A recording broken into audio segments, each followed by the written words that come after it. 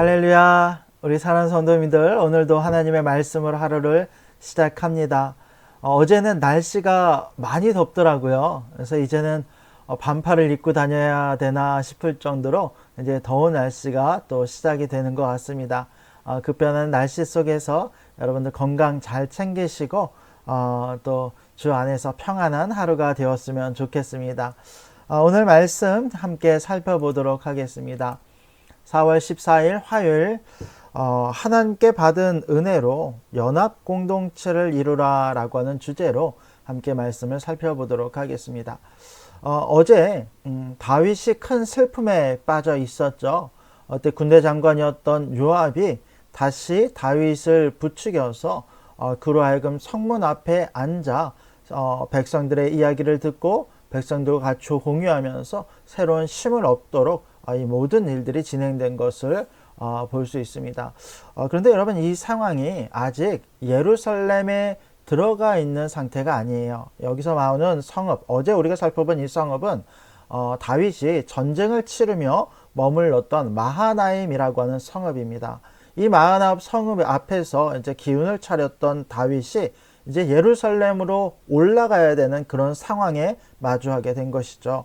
오늘 말씀 좀 더 구체적으로 한번 살펴보도록 하겠습니다.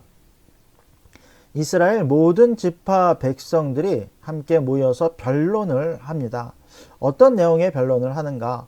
자, 왕이 우리를 원수의 손에서 구원해 내셨고 또 우리를 블레셋 사람들의 손에서 구원하셨으나, 이거 이제 과거 이야기예요. 다윗 왕이 이전부터 영웅적이었고 우리를 많은 원수들의 손에서 건져내지 아니하였느냐. 그런데 압살롬을 피하여, 압살롬이 쳐들어왔을 때, 압살롬이 그 세력을 키웠을 때 이 압살롬을 피하여 그 예루살렘 땅에서 나가셨고, 또 우리가 기름을 부어 우리를 다스리게 한 압살롬, 이제 다윗은 도망간 상태에서 우리가 압살롬에게 기름을 부어서 이 압살롬을 왕으로 세웠었다. 근데 이 압살롬은 이제 싸움에서 죽었는데, 자, 이제 너희가 어찌하여 왕을 도려 모시어 올 일에 잠잠하고 있느냐 하더라 라는 거예요. 이거 뭐냐면 마하나임에 다윗이 있어요. 그러나 자, 원칙적으로 이스라엘의 왕은 다윗에게서 압살롬에게로 넘어간 상태예요. 그러니까 이를테면 이스라엘 백성들에게는 새로운 왕의 기름 부었기 때문에 새로운 왕이 세워진 거예요. 그런 상태에서 지금 다윗은 쉽게 말하면 폐위된 왕에 불과하다는 것이죠. 그러나 이제 압살롬이 죽었으니 다윗을, 그 전에 우리를 살리고 우리의 영웅이었던 이 다윗을 다시 데려와서 왕으로 세우는 것이 마땅치 않겠느냐라고 하는 논의가 이 이스라엘 지파들 사이에서 일어났다라는 것입니다. 물론 여기서 이제 이스라엘의 모든 지파라고 나오지만 이 유다 지파를 제외한 나머지 북이스라엘의 쉽게 말하면 이제 북이스라엘 나눠지는 것은 뒤에 일어난 일입니다만, 북이스라엘의 지파들을 중심으로 이제 이런 논의가 본격적으로 일어나기 시작한 거예요. 그리고 다윗 왕은 이 소식을 듣고 어떻게 하냐면, 자, 다윗 왕이 사독과 아비아달 두 제사장에게, 여러분 이 예루살렘에 있는 두 제사장이죠, 소식을 전하여 이르되, 자, 너희는 유다 장로들에게 말하여 이르기를, 왕의 말씀이 온 이스라엘이 왕을 왕궁으로 도로 모셔오자 하는 말이 왕께 들렸거늘, 자, 너희는 어찌하여 왕을 궁으로 모시는 일에 나중이 되느냐. 자, 이거는 정확하게 우리가 이해를 하자면, 이제 예루살렘 안에 사독과 아비아달의 선지자를 통해서 그 안에 있는 유다 장로들에게 이 소식을 전한 거예요. 야, 너희는, 자, 지금 온 이스라엘이 나를 다시 왕으로 세우고자 하는데 왜 너희 유다 지파, 여러분 이제 그 예루살렘은 유다 지파의 지역 아닙니까? 유다 지파는 왜 가만히 있냐라는 거예요. 북이스라엘 사람들도 다른 지파 사람들 이렇게 하는데, 열광적으로 하는데, 야, 내가 속한 나의 혈육인, 뒤에 나오죠. 너희는 내 형제요 내 골육이거늘 너희는 어찌하여 왕을 도로 모셔오는 일에 나중에 되려 하셨다 하고, 야, 너희는 왜 아직 이런 이야기가 없고 왜 나를 다시 세우려고 하지 않느냐라고 이야기를 하는 거예요. 여러분 이제 이 남유다는 쉽게 말하면 압살롬을 왕으로 세우는데 결정적인 역할을 했던 사람들이 남유다 사람이에요. 왜냐면 여러분 압살롬이 왕으로 세울 때 상황을 보면 많은 사람들의 마음을 훔쳤잖아요. 그때 이제 예루살렘 성에 있는 사람들의 마음을 훔쳤을 뿐만 아니라 이 압살롬이 헤브론으로 가서 새로운 세력을 키우게 될 때 헤브론도 이제 유다 지역에 속한 땅이니까 그 지역의 사람들이 다 마음을 압살롬에게 모아서 이 반역하는 일에 최앞장섰던 사람들이라는 것이죠. 아이러니한 일입니다. 이 다윗을 버리고 그런 일들을 행했다라는 거예요. 자, 또 너희는 아마사에게 이르기를. 아마사라는 이름이 등장해요. 여러분 아마사가 누구죠? 맞습니다. 압살롬이 왕이 되었을 때 군대 장관으로 세웠던 사람이 아마사예요. 다윗에게 있어서는 친조카입니다. 누이의 아들이에요. 자, 이 아마사에 이렇게 이야기합니다. 자, 너는 내 골육이 아니냐, 내 친척이 아니냐. 내가 요압을 이어서 항상 내 앞에서 지휘관이 되지 아니하면 하나님이 내게 벌 위에 벌을 내리시기를 바라노라 하셨다 하라 하여. 이건 무슨 말입니까? 지금 군대 장관은 요압이에요. 다윗에게 있어서. 그런데 요압을 내리고 아마사를 군대 장관으로 삼겠다는 거예요. 압살롬의 군대 장관이었던 아마사, 엄밀히 말하면 나를 배반한 사람이잖아요. 그러나 그를 내 군대 장관으로 삼겠다라고 이야기합니다. 물론 여기에는 이제 그 자신의 말을 거역했던 요압, 압살롬을 죽이지 말라라고 했는데 죽였잖아요. 이제 그런 것들과 요압이 평소 갖고 있는 그의 어떤 포악한 이 뒤에도 이제 또 비슷한 장면들이 나옵니다만 포악한 그의 성격을 알고 있었기 때문에 요압을 내리고 아마사를 세워 군대 장관을 세우겠다는 거예요. 여기에는 또 다윗의 어떤 마음이 숨겨져 있는 거예요.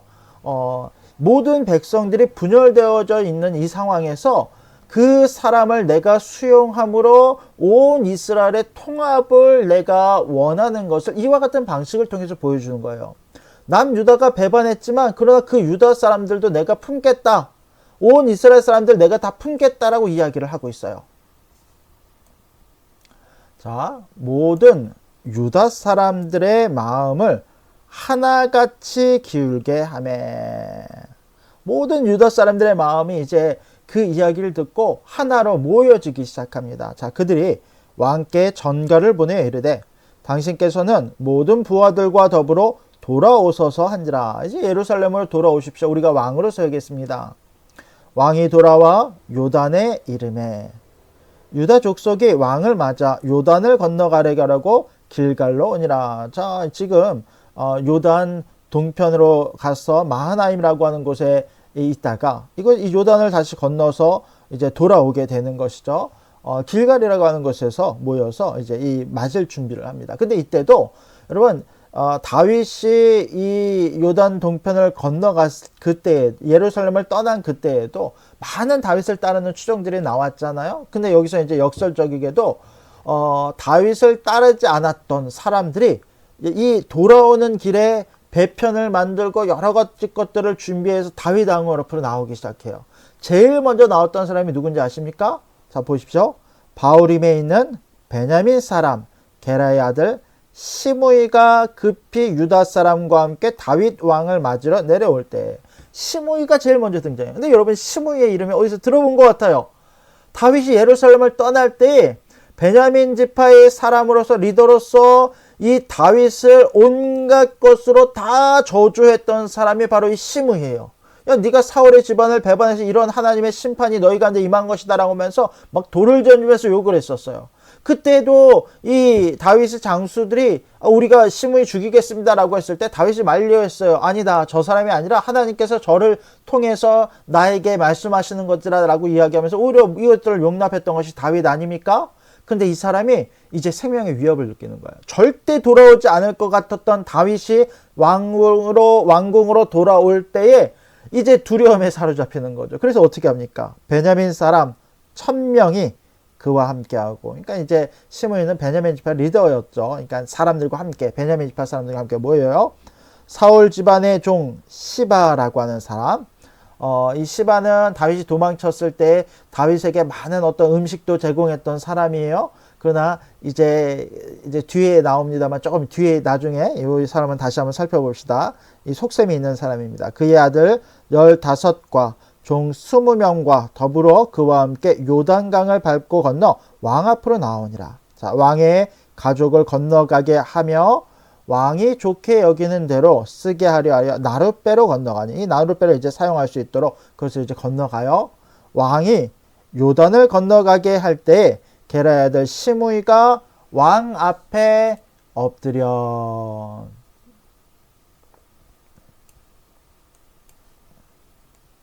제 왕 앞에 엎드립니다. 그리고 왕한테 이렇게 이야기해요. 아뢰되 내 주여 원하건대 내게 죄를 돌리지 마옵소서.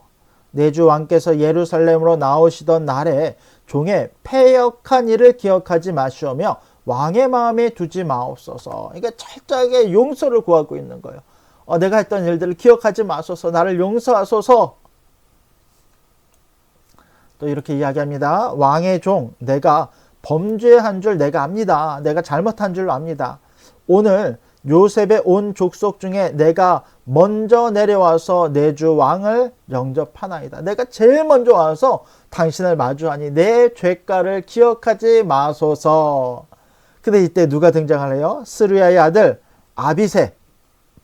누구입니까? 요압의 동생이죠. 요압의 동생이자 요압의 어떤 포악함을 또 닮았던 아비새예요. 용맹스러운 장수이기도 하지만 그러나 이 욕심이 많았던 그 형제들입니다. 대답하여 이르되 시므이가 여호와의 기름 부으신 받은 자를 저주하였으니 그로 말미암아 죽어야 마땅하지 아니하나이까 아니라.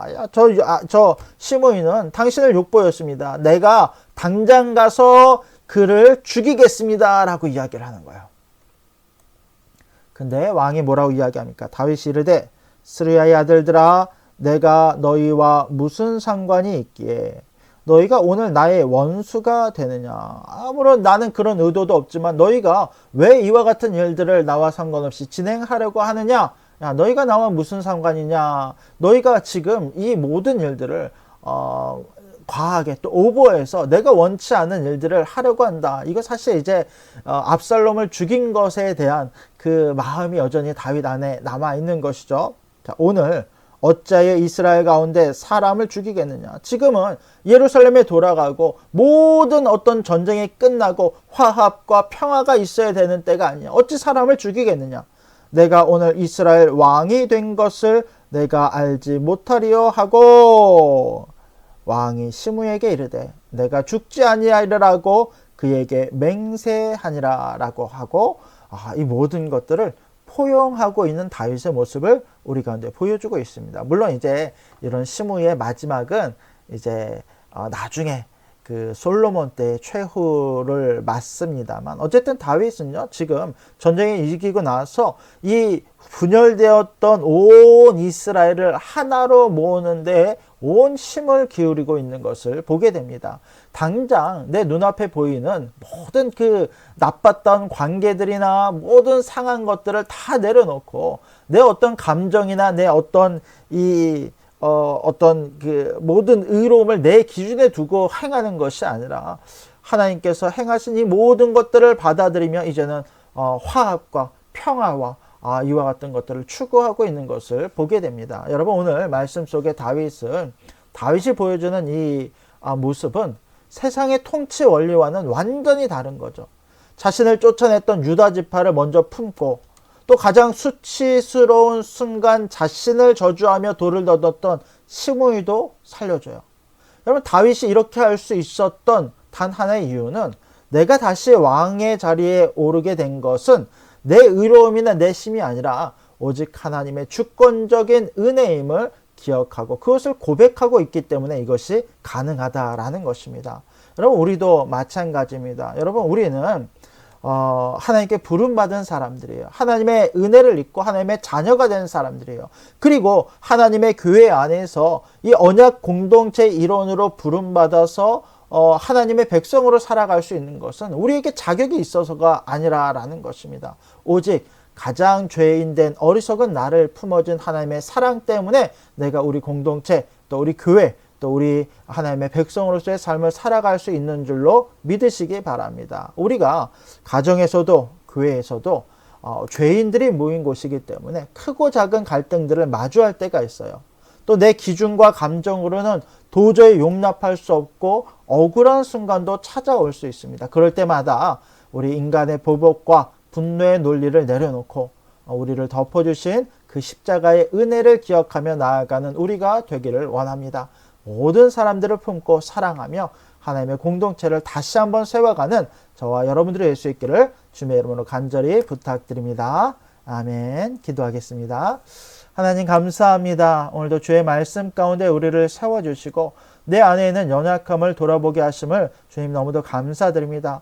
내가 주님 부르신 그곳에서 나의 분노와 나의 의의를 드러내는 것이 아니라 오직 하나님이 주신 그 마음으로 나를 용서하신 그 하나님의 사랑으로 모든 이들을 품으며 한 공동체로 나아가는 은혜를 우리 가운데 허락하여 주시옵소서. 용서로 또 사랑으로 말미암아 우리 공동체가 더욱 든든해질 뿐만 아니라 하나님의 부르신 사역을 잘 감당하는 하나님의 교회 되도록 은혜 더하여 주시옵소서. 주님 모든 것을 주님께 감사드리오며 오직 살아야만 예수님의 이름으로 간절히 기도드립니다. 아멘.